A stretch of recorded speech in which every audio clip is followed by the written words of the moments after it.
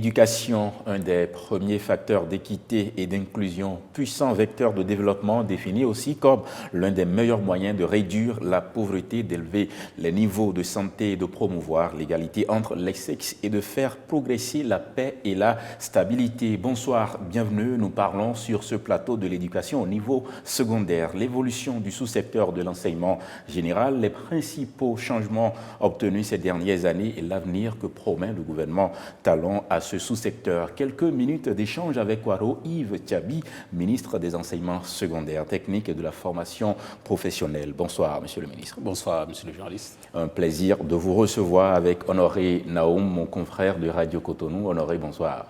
Bonsoir, Marcel. Bonsoir, monsieur le ministre. Bonsoir, monsieur Naoum. Alors, nous vous recevons sur ce plateau. On sait que vous portez bien entendu plusieurs casquettes. Mais ici, nous vous recevons en tant que ministre en charge de l'enseignement secondaire général. Alors, véritablement, qu'est-ce qui a changé en la matière de gouvernance même de ce sous-secteur? Merci, monsieur Naoum. Je voudrais une fois encore vous remercier de l'opportunité que vous me donnez de parler au nom du gouvernement des avancées que nous avons eues dans le sous-secteur de l'ESG depuis 2016 à ce jour. Oui, parlant de gouvernance, effectivement, beaucoup de choses ont changé et c'est visible. Je vous prends à témoin. La première chose que je peux dire, c'est déjà le temps scolaire qui, depuis il y a quelques années, depuis 8 ans, le temps scolaire est respecté.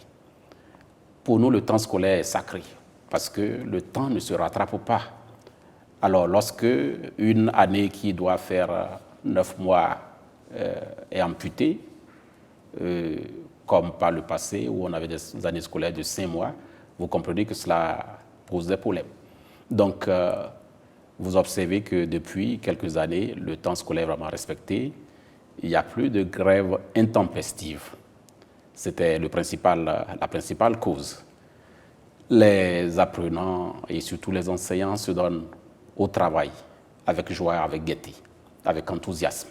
Ça, c'est le ministre qui parle. Hein? Oui, avec enthousiasme, ils se mettent au travail et ça, je crois que c'est à l'actif de tous les acteurs. Évidemment du gouvernement, mais de tous les acteurs que je viens de citer. Toujours au niveau de ce sous-secteur, vous allez aussi constater qu'il y a un regain de confiance vis-à-vis de l'école publique. Par le passé, les parents d'élèves, y compris peut-être vous et moi, nous envoyions systématiquement nos enfants dans le privé, pas parce que c'était pas fantaisie, mais justement parce qu'il se posait des problèmes de confiance. La confiance est revenue et aujourd'hui, les parents d'élèves inscrivent les enfants dans le public sans problème. Et cela se traduit par les statistiques. Ce qui a également changé en termes de gouvernance, c'est les marges d'erreur, la gestion, mettons, qui ne tient pas compte des données statistiques réelles. Aujourd'hui, avec le numérique que nous implémentons au niveau du sous-secteur, c'est des choses qui sont réglées. Alors, nous gérons les flux avec beaucoup moins d'erreurs, nous gérons avec précision, nous mettons à contribution le numérique pour faire de la gestion efficiente, donc nous gagnons en temps, en énergie, et cela peut se constater à plusieurs niveaux, que ce soit au niveau des examens, que ce soit au niveau du suivi des enseignants, du suivi des programmes scolaires, etc., etc. Par exemple, ce qui concerne les examens, vous savez que par le passé, pour le moindre papier, un apprenant pouvait quitter des centaines de kilomètres, quitter Carrément pour venir jusqu'à Porto-Novo, rien que pour prendre une attestation. Aujourd'hui, c'est révolu. Voilà donc globalement ce que je peux vous dire. Il y a bien d'autres choses. Si le temps permet, nous allons revenir là-dessus. Qu'est-ce qui a permis de faire dos à ces problèmes? Je vais citer par exemple les grèves répétées. Les enseignants se portent-ils vraiment mieux désormais? Évoluent-ils dans de bonnes conditions désormais? Ce qu'il faut noter, c'est la qualité du dialogue social et surtout la proactivité du gouvernement. Vous allez noter que le gouvernement n'attend pas forcément du tapage avant de prendre ses responsabilités dans la mesure des moyens disponibles. Donc cette proactivité permet déjà de devancer les problèmes, de régler les problèmes selon les moyens de façon progressive. Et il y a donc cette, mettons, confiance, cette complicité, et qui fait que les enseignants sont réellement au travail. Ils se mettent au travail, et je le disais tantôt, avec vraiment cœur joie, avec enthousiasme. Ça ne veut pas dire que tout est rose. Nulle part au monde, les Parce choses qu'il y a ne sont beaucoup parfaites. de grincements de dents, il faut Oui, reconnaître c'est quand même. normal, c'est normal qu'il y ait des problèmes. Nulle part au monde, les choses ne sont roses. Mais ce qu'il faut reconnaître, c'est qu'il y a réellement des avancées en ce qui concerne justement la gestion du personnel, les carrières, les salaires, etc. En termes de salaire, vous savez très bien qu'il y a eu des augmentations, même tout récemment. Il y a eu des augmentations salariales en termes de gestion des carrières, puisque c'était les principales causes de grève. En termes de gestion des carrières, vous savez qu'aujourd'hui, les actes paraissent mieux que par le passé. Vous savez également qu'aujourd'hui, l'enseignant, où qu'il soit, peut accéder à ces actes de carrière justement par le numérique. Par le passé, ce n'était pas ça. Donc, il faut comprendre que tout cela, c'est des éléments qui favorisent justement que les gens se mettent au travail. Le cadre de concertation et de dialogue mis en place est-il réellement fonctionnel? Ça fonctionne. Et au niveau sectoriel, il y a les CAP, les commissions administratives paritaires, qui fonctionnent. Tout récemment, au niveau du secteur de l'éducation, nous avons tenu les élections professionnelles sectorielles et nous allons bientôt mettre en place les bureaux des CAP. Ça marche, ça fonctionne. D'accord. Il y a deux aspects sur lesquels je pense qu'il est important de revenir. C'est l'aspect grève. Est-ce que juste parce qu'on a constaté qu'il y a moins de grèves au niveau de l'école, au niveau de l'enseignement secondaire de façon précise, qu'il faut dire que tout se porte bien à l'école? Est-ce que c'est un indicateur qui devrait rassurer? Non, nous ne disons pas que tout est rose, je viens de le dire. Mais nous disons, et il faut le reconnaître avec nous, il faut le constater avec nous, que nous sommes proactifs dans la gestion des problèmes des personnels en général et des enseignants en particulier. Et je vais donner quelques exemples. Je sais que vous allez me poser la question sur les AME et à ce niveau, je peux devancer. On y reviendra, certainement. Voilà, on en reviendra. Donc, c'est des enseignants. Nous n'avons pas attendu pour prendre certaines mesures. Voilà. C'est un exemple pour dire que la proactivité du gouvernement participe quand même à ce qu'on est en train de dire. D'accord. Voilà. Le deuxième sujet qui m'intéresse beaucoup plus, c'est les statistiques. Vous avez dit qu'il y a plus de confiance maintenant. Les parents envoient beaucoup plus leurs enfants dans les écoles publiques. Alors, ça veut dire que vous avez un fort taux. Comment on gère ça? Les flux, nous les gérons avec pas trop de difficultés. C'est vrai que nous ne croisons pas les bras. À ce niveau, justement, j'allais vous dire, tenant compte donc de cette première question, que avant 2007, nous avions au total environ 16 000 infrastructures, toutes salles confondues. En l'espace de quelques années, nous en avons ajouté plus de 1000. Et nous comptons en faire davantage. Et tout ça, là, c'est des réceptacles pour accueillir donc, le flux d'apprenants qui vient. Donc, juste pour vous dire qu'il y a des actions qui visent donc à renforcer le dispositif en infrastructure scolaire, en termes de salles de classe, en termes de matériel pédagogique, etc., en termes d'enseignants, pour donc contenir ce flux-là. Et justement, pour ce qui concerne les enseignants, ça fait aussi l'un des éléments qu'il faut noter en termes de changement positif. Par le passé, les établissements étaient obligés de faire recours aux enseignants vacataires, un recours systématique aux enseignants vacataires pour régler la question donc, d'enseignement. Et vous saviez tous comment cela se passait. Il n'y avait pas réellement un contrôle de la question. On pouvait prendre des enseignants qui n'avaient pas le profil et ainsi de suite, avec un fond de clientélisme, etc. Et nous notions des classes d'examen qui n'avaient pas de professeurs de sciences et consorts, des classes d'examen. Aujourd'hui, c'est révolu. Déjà, le système de vacation a changé. Nous avons mis en place le système d'Aspirada qui permet de régler la question donc, de la pénurie numérique et également de qualité. J'insiste sur la qualité pour mentionner que ceux qui sont utilisés sont dans une base de données et cette base de données est constituée après un test de sélection et peuvent prendre part au test de sélection des enseignants qui répondent à un certain profil. Le programme d'action du gouvernement promeut en quelque sorte la promotion de l'accès équitable à l'enseignement secondaire général de qualité. À ce niveau, qu'est-ce qui a été fait depuis 2016? Il y a déjà que, quand vous prenez l'indicateur sur le financement du sous-secteur, c'est un indicateur très parlant pour montrer les efforts du gouvernement. En 2016, nous étions à environ 61 milliards d'investissements dans le sous-secteur. Aujourd'hui, nous sommes à près de 200 milliards, ce qui représente environ 223% d'augmentation. Ça, pour les financiers, vous diront chapeau. Mais de façon concrète, qu'est-ce qui est fait pour s'assurer que tous les Béninois qui aspirent donc à l'enseignement secondaire général, qu'ils soient filles ou garçons, qu'ils soient en zone urbaine ou en zone rurale, ont réellement accès? J'ai parlé tantôt des infrastructures. Il y a eu donc des investissements au niveau des infrastructures et cela se poursuit. J'ai parlé tantôt des enseignants. Ça fait, rien que pour le sous-secteur, environ 18 000 enseignants AME qui sont recrutés et déployés.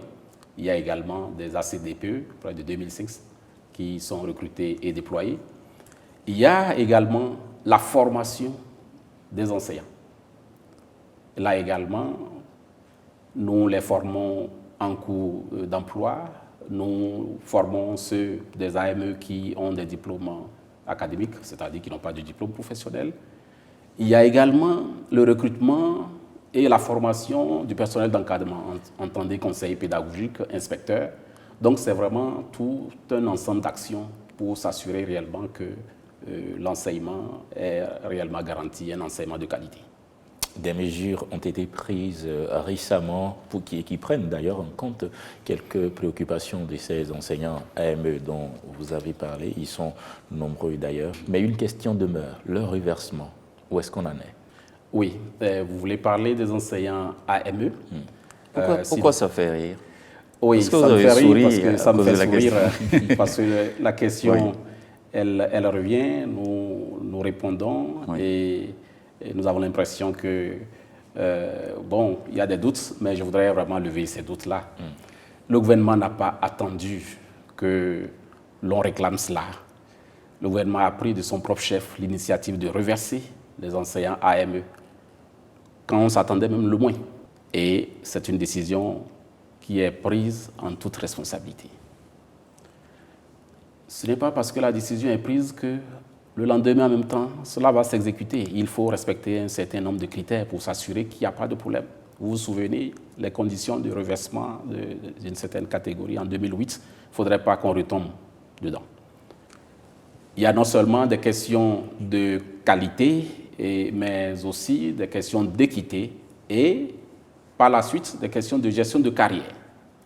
Donc il faut qu'on s'assure que tout ceci est maîtrisé et nous sommes en train de régler cela. Ce n'est pas seulement les ministères en charge de l'éducation qui font le job, il y a également la fonction publique puisqu'il faut les reverser dans la fonction publique, mais il y a aussi le ministère des Finances, c'est une question budgétaire. Donc le reversement doit tenir compte d'un certain nombre de critères et également justement des questions budgétaires. Mais vous êtes d'accord que quand l'application doit durer beaucoup plus de temps de la date de la prise de la décision, on peut se poser des questions. Je comprends l'impatience des uns et des autres. Et surtout quand on sait que ce gouvernement qui a pris justement la décision n'a que, disons, quelques mois, pour ne pas parler de 2 ans. C'est la fin du mandat. Donc. Je comprends l'impatience des uns et des autres. Il reste quand même 2 ans. Et non. Et très sincèrement, cette décision qui est prise par le gouvernement sera appliquée. Elle sera exécutée. Je voudrais tout simplement vous rassurer. Je ne vous donne pas de date, mais je vous rassure que ce sera fait et le plus tôt possible. Ça n'a rien à voir avec ce que vous dites. Et on a encore le temps pour le faire. C'est pas une Nous avons encore quelques semaines. C'est pas une promesse en l'air. Pas du tout. Parce qu'on vous prendra au mot avant la fin du mandat. Je crois que le gouvernement n'a jamais eu des problèmes de crédibilité en ce qui concerne les engagements qu'il prend. Donc, il faut en tenir compte. Alors, l'argent dont vous avez parlé tantôt, qui est investi aujourd'hui dans l'enseignement secondaire de façon fondamentale pour améliorer la qualité sur le terrain, Cet argent est investi où? Sur l'homme ou sur le matériel? Sur les deux. Sur le matériel, nous avons parlé des infrastructures. Forcément, lorsqu'on parle d'école, il faut des salles de classe, il faut des tables et bancs, etc., etc. Mais surtout sur l'homme. Sur l'homme, il faut des enseignants et des enseignants de qualité, des enseignants qualifiés. Donc c'est sur les deux. Alors, voilà. Quand vous voyagez à l'intérieur du pays, aujourd'hui, est-ce qu'on peut encore dire qu'on identifie des salles sous les arbres ou bien c'est terminé? Je reconnais que nous n'avons pas atteint les standards que nous souhaitons. Je reconnais qu'il y a encore des écoles qui souffrent d'infrastructures. Il y a quelques mois, vous m'avez vu au CEG à Sébé, en train donc, de constater des dégâts de tornades. Mais quelques semaines après, nous avons tout réfectionné. C'est une dynamique. Et ces salles de classe qui sont décoiffées, lorsque vous interrogez l'architecture, soit c'est des salles de classe qui sont là il y a très longtemps, ou qui n'ont pas été construites selon les normes. Et c'est justement tenant compte de tout cela que, très tôt, le gouvernement a mis en place une structure qu'on appelle l'ACIS, l'Agence de construction des infrastructures du secteur de l'éducation, pour s'assurer non seulement que l'argent qu'on met à disposition des secteurs de l'éducation pour construire les infrastructures, que cet argent est réellement utilisé pour que nous ayons rapidement les infrastructures, mais des infrastructures construites selon les normes standards, les normes de qualité. Et justement, vous allez voir, vous allez constater, si vous allez sur le terrain, que les nouvelles salles de classe que nous construisons, les nouveaux bâtiments, n'ont rien à voir avec ce qui existait juste là. C'est des bâtiments modernes avec des rampes et qui respectent certaines contraintes, notamment les handicapés qui doivent avoir accès facilement aux salles de classe, les latrines femmes, hommes, etc. Nous allons dans ce sens. C'est vraiment une démarche de qualité. Nous évoquons la qualité non seulement des infrastructures, du matériel, mais nous évoquons aussi la qualité de l'homme, la qualité des formateurs. Est-ce que l'option de faire appel aux enseignants qui jouissent déjà de leur droit de retraite est-elle envisageable? Un enseignant est un professionnel de l'enseignement. Il a non seulement le savoir, mais il dispose aussi de comment transmettre le savoir. Et lorsque il est admis à la retraite, il ne cesse pas d'être enseignant. Dans sa formation, si vous êtes un ingénieur bâtiment à la retraite, vous demeurez ingénieur bâtiment. Alors, toutes les fois que c'est nécessaire... Sauf que vous n'avez plus les mêmes forces. Oui, justement. Vous n'avez plus les mêmes forces, vous avez moins de force, vous avez plus d'expérience. Voilà. Alors, toutes les fois que cela est nécessaire de faire recours à ceux-là qui ont une certaine expertise, et qui ont de l'expérience confirmée et qui ont encore de l'énergie, pourquoi ne le ferions-nous pas si c'est la condition pour avoir les résultats? Je pense notamment à certains inspecteurs et conseillers pédagogiques admis à la retraite, mais qui sont encore solides et qui même font des consultations sur le plan national et à l'international quand on a besoin d'eux. Pensez-vous, monsieur, aussi que ce n'est pas bien de leur faire appel? Est-ce que ce n'est pas une insulte à la jeunesse? Non, la jeunesse n'est pas du tout mise de côté. Oui. La jeunesse n'est pas du tout mise de côté. Au contraire, la jeunesse est sollicitée. Et ceux-là, si on leur fait appel, c'est souvent pour assister la jeunesse. Nous avons besoin d'eux, pour autant qu'ils soient encore solides. Sinon, les autres pays en profitent. J'en connais, ils sont nombreux à constituer des cabinets d'expertise et qui sont sollicités à l'international. Alors, quand on a besoin d'eux, de leur expertise, de leur expérience, il faut leur faire appel. L'option de recruter beaucoup plus de jeunes, l'option de mettre en place une base de données pour les aspirants qui concerne surtout les jeunes, n'est-elle pas satisfaisante? Je puis vous dire avec certitude que ça se passe nettement mieux que par le passé. Ça se passe nettement mieux que le système de vacations observé pendant un certain nombre d'années qui pratiquement a fait du mal à l'école. Ça se passe mieux parce que nous avons pu régler la question de la quantité. Nous avons pu régler la question de la qualité. C'est une dynamique qui est en cours. En parlant de dynamique, par exemple, je veux mettre l'accent sur la formation. Nous les formons. Nous formons systématiquement ceux-là, par exemple, qui ne sont pas titulaires de diplôme et professionnels. Donc, pour ma part, c'est nettement mieux. Et justement, grâce à ce programme, nous avons définitivement rompu avec cette situation où vous allez dans des collèges, des salles de classe, d'examen, qui n'ont pas de professeurs essentiels. Monsieur le ministre, je voudrais nous inviter à présent à regarder ces images que nous avons apprêtées pour la circonstance. Ça donne un peu plus de lumière sur certaines de vos actions dans le sous-secteur de l'enseignement général. Depuis 2016, où le Bénin a amorcé une nouvelle ère, le sous-secteur de l'enseignement secondaire est l'un des piliers de la transformation structurelle qui touche l'éducation. Au cœur de la dynamique, une réforme majeure dans la préparation et l'organisation de l'examen du brevet d'études du premier cycle, BEPC. Auparavant, c'était autour de 5 mois qu'il nous fallait de préparatifs et c'était de façon manuelle, quasi artisanale. Nous sommes passés de cette approche-là à une opération d'inscription des candidats en ligne à l'examen du BEPC et depuis 4 ans que nous avons mis cette approche en œuvre. Nous sommes parvenus en 2023 à réduire le temps des travaux et des opérations à 3 semaines. Depuis 2023, nous sommes parvenus à installer les relevés de notes de façon numérisée et nous les rendons disponibles depuis 2023 en l'intervalle d'1 semaine, mais également la délivrance des attestations de l'examen du BEPC en 1 mois après la proclamation des résultats. Et enfin, pour 2026, il est poursuivi que nous puissions passer, tout comme dans le cadre de l'examen du BEPC, à l'inscription en ligne des candidats à tous les examens techniques. La digitalisation en cours dans ce sous-secteur éducatif vient donc simplifier les procédures. L'amélioration des résultats est due principalement à 3 facteurs. Premier facteur, les hommes. Oui, le gouvernement a recruté assez d'enseignants. L'autre chose qui est cause donc de cette réussite-là, c'est l'arrivée de EducMaster. Plus personne ne peut maintenant tricher. On a le bon vieux temps, vous comprenez. Jacques a doublé là-bas, on négocie, on le met ici, et c'était tout partenariat au point où ceux qui allaient au BEPC n'étaient pas les gens d'un bon niveau.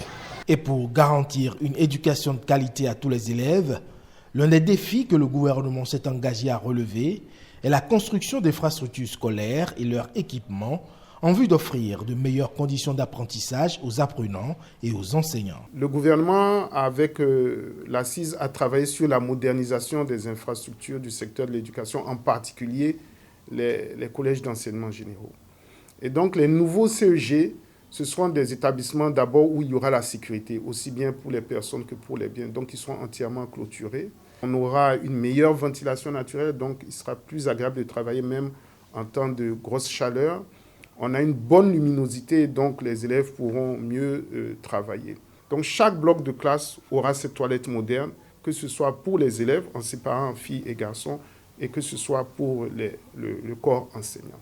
Toutes choses qui permettront à chaque apprenant d'avoir accès à un environnement d'apprentissage sûr, adapté et inspirant.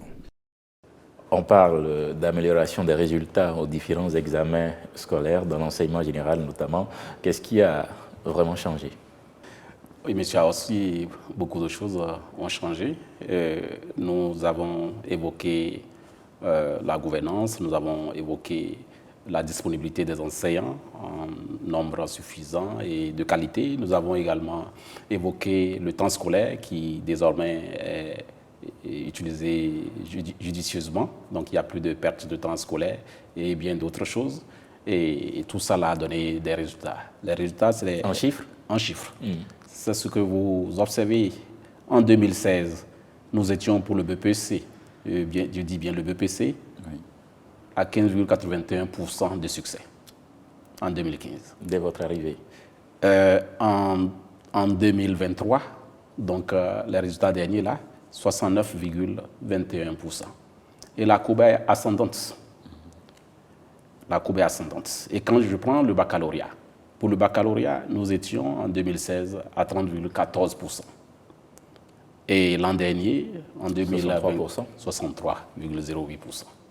Ça, c'est des indicateurs qui parlent d'eux-mêmes et qui nous rassurent de ce que les réformes engagées Est-ce que ce ne sont sont pas réellement porteuses. des résultats politiques aménagés? Non, ce n'est pas possible, C'est pas que possible. cela soit ainsi. Notre baccalauréat est respecté dans la sous-région, vous le savez très bien. D'accord. Notre baccalauréat est respecté dans la sous-région. Et il y a de ces pays, lorsque vous allez avec un baccalauréat béninois, européen, des pays européens, vous ne refaites pas le baccalauréat, contrairement Vous avez à le d'autres sentiment que c'est de la même façon jusque-là? Oui, bien sûr. Bien sûr. L'éducation n'a de valeur que lorsqu'il y a de la rigueur. Et si nous voulons vraiment évaluer à sa juste valeur ce que nous faisons, il faut forcément de la rigueur, non seulement pendant l'apprentissage, mais aussi au moment des évaluations. Donc, c'est des résultats totalement honnêtes. D'accord. Un problème qui a existé jusqu'à présent, sinon jusqu'à un passé pas si lointain, la pénurie des enseignants, notamment dans des matières comme les mathématiques, les sciences physiques et même de l'éducation physique et sportive, les sports. Comment est-ce que vous gérez tout ça aujourd'hui? Quelle est la situation? À quel taux est-ce qu'on se situe en termes de couverture d'enseignants? Oui. Aujourd'hui, nous sommes à plus de 95% de couverture d'enseignants. Je répète, plus de 95%. Vous avez évoqué les mathématiques. Nous n'avons pas de souci de mathématiques en ce qui concerne les enseignants du premier cycle. Nous en avons en ce qui concerne les professeurs certifiés et nous travaillons à corriger cela. Pour ce qui est de l'éducation physique et sportive, oui, justement, à ce niveau, on n'en parle pas, mais c'est plutôt là où il y a le plus de besoins. Mais ce sera corrigé parce que notre Institut national de sport à Porto-Novo, l'INEFS, a mis donc sur le marché des centaines, environ 400 à 500 enseignants qui constituent le vivier que nous allons bientôt recruter suite à un test qui est en cours de préparation. Mais à moyen et long terme, en ce qui concerne les professeurs de sciences et de mathématiques notamment, nous pensons que cela sera réglé avec la mesure prise par le gouvernement de créer des écoles normales scientifiques et des lycées scientifiques. Ok. Et là également, les financements sont bouclés, les études sont achevées. Il est question de mettre en place des lycées scientifiques qui vont former nos enfants à partir donc de la seconde jusqu'en terminale en sciences exclusivement. Ils auront un baccalauréat scientifique et ils seront récupérés par des écoles normales scientifiques, donc des écoles normales supérieures scientifiques, pour faire d'eux donc des professeurs certifiés de sciences. Et la question sera réglée à Et donc moyen les et conditions court terme. seront réunies pour pouvoir les accueillir après, parce qu'il ne faut pas les former, après ils seront en l'air. Non, justement. D'accord. Alors, les standards, quand on parle d'occupation au niveau des salles, c'est que le ratio entre enseignants et comment dirais-je, apprenants. Quels sont les standards du Bénin? Est-ce que nous sommes dans les normes aujourd'hui? Oui, nous... Parce que les effectifs pléthoriques dans les salles de classe, il faut quand même régler ça aussi. Oui, justement, c'est ce que j'allais vous dire. La situation n'est pas uniforme. D'accord. Nous avons bien des établissements où les standards sont respectés. Et au niveau du secondaire, nous parlons beaucoup plus donc, de groupes pédagogiques et d'effectifs. Mais malheureusement, il y a quand même des établissements où les standards ne sont pas respectés. Okay. J'ai pris une directive pour demander donc, le respect donc, des standards et demander à tous les chefs d'établissement de respecter les standards. Évidemment, de notre côté, avec justement l'outil du numérique, nous avons donc pratiquement la situation et nous essayons donc de corriger à partir du niveau central. Mais quand le chef d'établissement n'a pas l'effectif qu'il faut, le nombre d'enseignants qu'il faut à sa disposition, comment il fait pour respecter le standard? Nous mettons les enseignants à sa disposition. Donc il alerte. Voilà. Il alerte et on met à sa disposition. En fait, comment cela fonctionne? Oui. Il y a une plateforme qui est disponible au niveau de chaque établissement. Et les chefs d'établissement n'ont qu'à renseigner avec donc, les statistiques. Et ça ressort au niveau central et avec justement une étude, une analyse qui est faite et qui sort donc les options donc, à observer. Votre ambition, celle-ci qui vous est beaucoup chère d'ailleurs, c'est de n'avoir qu'à gérer seulement 30% d'apprenants dans l'enseignement général. Le renversement de la tendance, comment est-ce que ça se fait de façon concrète aujourd'hui? C'est progressif. Les apprenants eux-mêmes et les parents sont très sensibilisés et comprennent l'orientation du gouvernement. Je puis vous dire que déjà au niveau du technique, nous constatons une levée donc, des effectifs. J'étais au lycée Koulibaly pour lancer la première série des examens techniques et j'ai pu noter là que nous sommes passés de moins de 4 000 candidats en 2016 à plus de 12 000 actuellement. Donc les chiffres multipliés par 3-4. Et quand vous prenez les effectifs, même au niveau des filles, ces effectifs existent là, là également, nous avons une flambée et cela ne va pas s'arrêter. Alors, lorsque nous parlons de 70% au niveau de l'UFTP, ne regardez pas seulement le système formel, il y a également le système informel. Autre chose, tantôt nous parlions de la réforme au niveau du BEPC. En fait, cette réforme qui veut que tous les enfants, dès déjà le premier cycle, fassent tous les sciences, c'est également pour les préparer à l'enseignement technique et à la formation professionnelle. Voilà. Donc c'est une réforme que vous comptez piloter? Elle est déjà conduite, elle est en cours. D'accord. Voilà. Alors, je voudrais aborder le volet des filles. Vous avez annoncé, bien entendu, à la communauté que vous allez créer les conditions pour accueillir donc gratuitement les filles dans l'enseignement secondaire. Qu'est-ce qu'il en est concrètement aujourd'hui? Il y a beaucoup d'actions qui sont menées. Vous observez qu'il y a des kits scolaires qui sont gratuitement distribués aux filles et sous la conduite de ma collègue, la ministre des Affaires sociales et de la microfinance. Il y a même des transferts monétaires qui sont attribués à des filles, tout ceci pour les encourager et surtout les maintenir à l'école.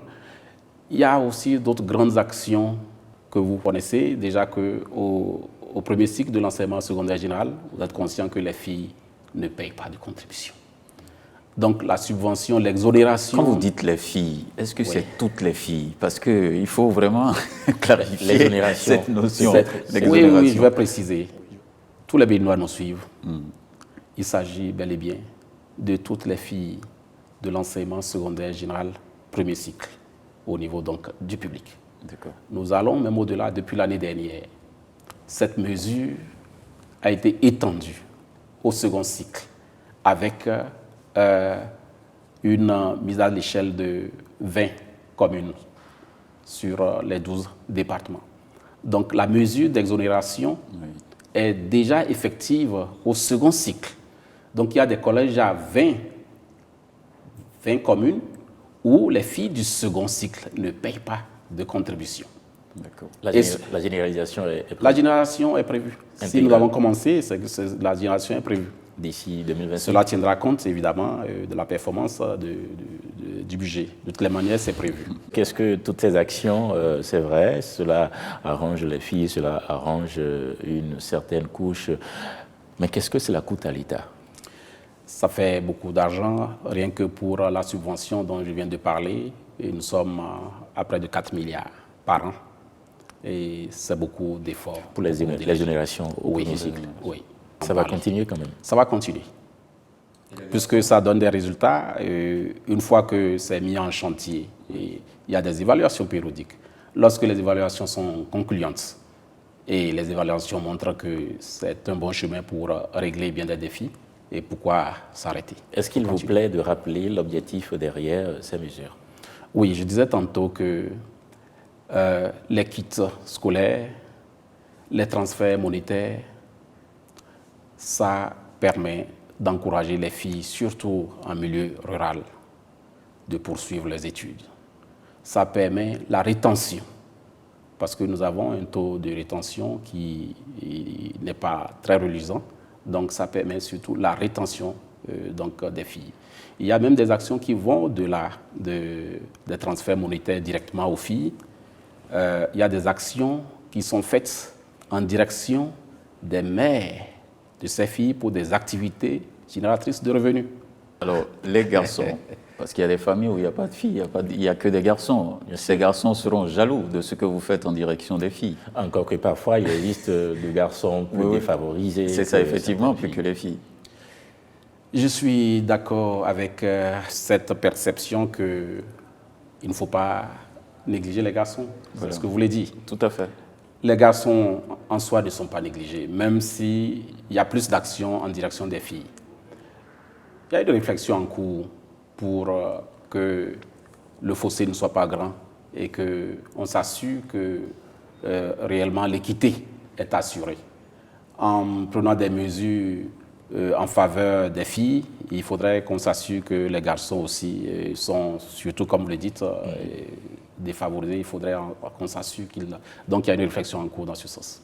Est-ce qu'il ne faut pas se préoccuper aussi de l'encadrement? On l'a abordé brièvement tantôt, les inspecteurs pédagogiques, les conseillers pédagogiques et les inspecteurs pédagogiques. Qu'est-ce qui est fait en leur sens?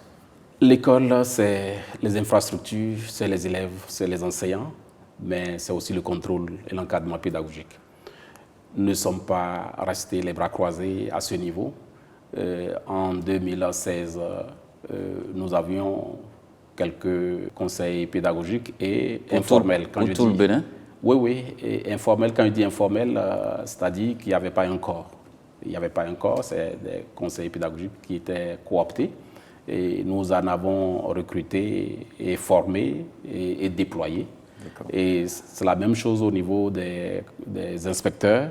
Nous en avons, ils étaient 65 pour tout le Bénin. On en a recruté 75 qu'on a formés et déployés. Et il y a une très belle perspective pour ces deux catégories dans les années à venir. Et nous allons en recruter des centaines, selon donc le plan de recrutement que nous avons mis en place. Le plan est déjà en place? Le plan est déjà mis en place. Et au-delà donc, des conseils pédagogiques et des inspecteurs, nous avons ce que nous appelons le REAP.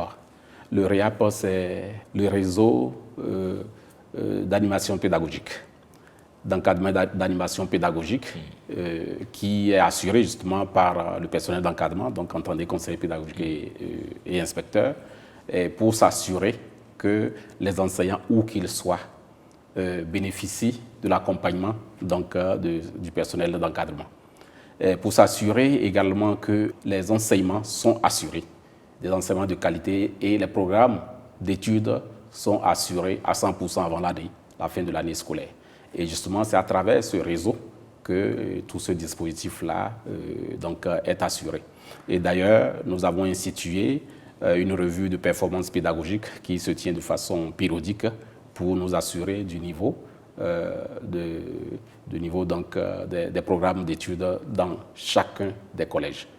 Ce qui suppose que lorsqu'il y a des problèmes à certains endroits, il y a des plans de rémédiation, soit sur les élèves ou sur les enseignants ou sur les programmes, pour s'assurer que réellement tous les enfants ont pu avoir l'enseignement qu'il faut avant la fin de l'année scolaire. En 2026, comment imaginez-vous le Bénin en termes d'infrastructures scolaires? En termes d'infrastructures scolaires, je crois que nous allons observer un grand changement qualitatif. Je ne dirais pas une révolution, mais un grand changement qualitatif. Vous avez vu la maquette tout à l'heure que j'ai vue quand le DG Assise parlait. Ce n'est qu'une maquette. C'est une maquette. Et une maquette, ça veut dire que c'est d'abord une vision, et vous allez vers cette vision. Et je disais tantôt qu'il y a déjà des infrastructures qui sont déjà construites sous ce modèle-là. Alors, nous allons en avoir beaucoup plus.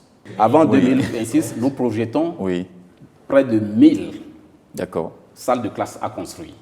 Et ça, c'est déjà logé dans des projets tels que le projet Sens, Défi Pro et Consort. Voilà.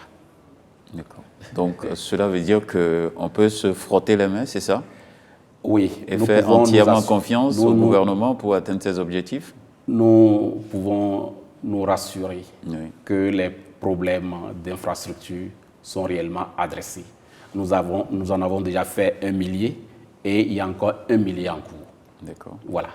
En termes de perspective, toujours pour ce sous-secteur, qu'est-ce que vous avez envie de dire? Nous parlons beaucoup de l'enseignement technique, de la formation professionnelle, où il y a des chantiers, tout le monde est au courant. Au niveau de l'enseignement secondaire général, il y a également beaucoup de choses qui sont faites. L'ambition du gouvernement et de son chef, le président Patrice Talon, c'est de faire en sorte que l'éducation en général au Bénin soit réellement enviée. C'est de faire en sorte que nous respections les normes et les standards internationaux. C'est de faire en sorte que l'apprenant béninois n'ait rien à envier de l'apprenant marocain, français, sénégalais et consorts. Voilà pourquoi toutes ces réformes sont engagées et se poursuivent notamment actuellement. Nous travaillons sur les curricula, les programmes d'études avec le CNE. Nous en parlons très peu, mais voilà une structure qui fait beaucoup, le Conseil national de l'éducation. Donc actuellement, nous travaillons sur les programmes d'études pour les mettre aux normes. Il y a beaucoup d'autres choses. Donc c'est pour vous dire que ce sous-secteur n'est pas du tout abandonné. Au contraire, il y a beaucoup de choses qui se font. À l'échelle de 10, vous donnez quelle note? On est où actuellement? Ben, c'est à vous d'apprécier. Nous sommes sur le terrain Oui. et nous jouons et c'est à vous d'apprécier. Non, vous-même, Voilà. vous voulez atteindre quel standard? C'est ça la question. Oui, en termes Oui. de standards, nous voulons atteindre les meilleurs possibles. En 2026, Oui. à l'échelle de 10, vous voulez être à quel niveau? C'est la question. Ben, si je disais que nous voulons 10 sur 10, vous direz quoi? D'accord, vous êtes trop ambitieux. Aujourd'hui, on parle de 30% d'apprenants à gérer dans l'enseignement général. Est-ce qu'après 2 ans, après 5 ans, on va descendre encore 20%, 10% pour totalement finir par éliminer l'enseignement général? Parlant de 30%, nous nous sommes donné l'horizon 2030. Ça ne vient pas du jour au lendemain. Non, ça ne vient pas du jour au lendemain. C'est tout un processus. Et je vous disais que timidement, ça a commencé parce que nous observons que les statistiques ne commencent pas à évoluer dans le sens que nous voulons. Donc c'est sûr que dans 2 ans, la même tendance sera observée. Il y aura nettement plus d'apprenants au niveau de l'enseignement technique, de la formation professionnelle, ainsi de suite, pour qu'en 2030, selon donc nos prévisions et en fonction des actions qui sont menées, nous arrivons réellement à ce résultat-là. Avez-vous un message à adresser à ces acteurs-là qui vous accompagnent dans l'accomplissement de vos tâches? C'est vrai que le gouvernement, lui, il donne les orientations. Ça, c'est un des objectifs qu'il faut atteindre, met en place des chantiers en termes de réforme. Mais les acteurs qui travaillent autour sont nombreux. Il y a les enseignants, en premier lieu, que je voudrais vraiment saluer et pour qui j'ai un profond respect, parce que ces chiffres que nous venons de donner en termes de performance au niveau des examens, des résultats des examens, ce n'est pas sans eux. C'est la preuve qu'ils ont compris que ces réformes sont porteuses et ils se sont associés à cela. Et cela me paraît très important. Je voudrais qu'ils aient davantage confiance et qu'ils aillent dans ce mouvement. Cela peut demander quelques sacrifices, c'est totalement normal, des sacrifices des uns et des autres, mais le plus important, c'est de reconstruire notre école pour un meilleur avenir. Les parents d'élèves ne sont pas du reste. L'éducation, ce n'est pas seulement une question de salle de classe, ce n'est pas seulement une question d'école ou d'enseignant, c'est aussi à la maison. Je voudrais en appeler donc à la responsabilité des parents que nous sommes pour qu'ils aient un regard sur leurs enfants. Je sais que dans certaines de nos contrées, il y a des enfants qui sont presque abandonnés. Nous travaillons à sensibiliser les parents de manière à ce que réellement ils prennent leurs responsabilités. Donc pour les parents d'élèves qui nous observent, je voudrais donc qu'ils apportent leur contribution, qu'ils comprennent le sens des réformes pour qu'ensemble nous reconstruisions réellement notre système. Les partenaires, nos PTF, ils sont nombreux qui nous accompagnent, aussi bien au niveau de l'USG que de l'UFTP. Je voudrais les rassurer. les rassurer de ce que le gouvernement est réellement déterminé, les rassurer de ce que les équipes qui sont mises de part et d'autre pour conduire ces chantiers, que ces équipes-là sont réellement bien constituées. Nous avons des défis que nous essayons de relever. Nous avons ensemble des résultats. En cours de parcours, il peut y avoir de nouveaux défis. C'est ça même, l'éducation. Mais nous ne devons pas baisser les bras. Donc je voudrais appeler tous les acteurs pour qu'ensemble, autour du gouvernement, nous puissions réellement reconstruire notre secteur. Alors, sur ce chantier-là, où est-ce que c'est plus difficile pour vous? À quel niveau c'est plus difficile? C'est la mobilisation de ressources ou bien les collaborateurs qui font à leur tête? La mobilisation des ressources n'est pas le problème fondamental. Et les collaborateurs non plus, parce que lorsque vous donnez l'exemple, en tant que chef d'équipe, ils suivent. C'est vrai qu'en toute chose, le plus difficile, le plus important, c'est l'homme. Alors, nous travaillons sur l'homme pour que déjà il y ait un changement de paradigme, pour que tous ils se rendent compte que ces réformes voulues, engagées par le gouvernement, ces réformes-là, c'est pour le bien du pays, c'est pour le bien du secteur. Et que surtout, ils s'associent à cela. C'est ça même l'équipe. Donc, vous voyez ça, la combinaison? Ça vient progressivement. L'administration et les acteurs sur le terrain, est-ce qu'il y a vraiment cette complicité-là? Nous n'avons pas de choix que d'aller dans ce sens. Et cette complicité, elle est en construction, elle est progressive. Vous ne pouvez pas dire que vous avez atteint un niveau de complicité et baisser les bras. Non, il faut y travailler à tout moment. Votre mot de fin pour clôturer? Merci bien. Je voudrais vous remercier, chers amis de la presse, une fois encore pour cette opportunité que vous nous donnez et dire que nous sommes toujours disponibles lorsque vous avez besoin de nous pour donner les informations justes et fiables pour donc les acteurs et pour les Béninois. Je voudrais une fois encore remercier tous les acteurs de l'école béninoise en général et de mon sous-secteur en particulier et dire encore une fois d'avoir totalement confiance en ce que nous faisons au niveau du gouvernement. Je vous remercie. Merci beaucoup à vous, Monsieur le ministre Yves Tchabi-Kouaro. Vous avez donc à charge de conduire, bien entendu, le ministère qui s'occupe de l'enseignement secondaire général de notre pays. Vous avez donc fait cet exercice avec nous pour présenter un tant soit peu l'état de l'enseignement secondaire général dans notre pays. Et nous vous disons merci pour votre disponibilité et on vous retrouvera certainement dans quelques mois pour faire un autre bilan. Merci. Merci. Merci, Marcel.